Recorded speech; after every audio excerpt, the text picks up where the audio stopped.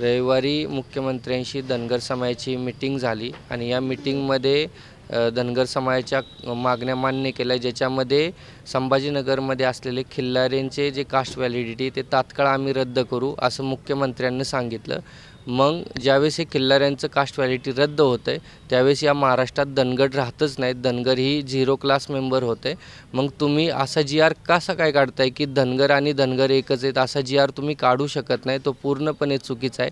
धनगर समाजाची ही मागणीच नाही आहे। धनगर समाजाची ही मागणी आहे की 36 नंबरला धनगरच्या ऐवजी धनगर असे वाचावे आणि तसा GR काढून धनगर आरक्षणाची अंमलबजावणी करावी आणि जर ही अंमलबजावणी झाली नाही तर 7 दिवसात ही अंमलबजावणी व्हावी। जर ही अंमलबजावणी झाली नाही तर जे पण काय होईल त्याला सरकार जबाबदार असेल, हा माझा सरकारला इशारा आहे।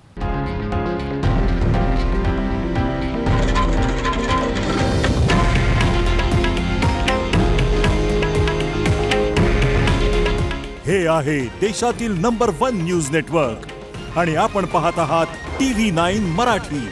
काळजी तुमची, हित महाराष्ट्राचं।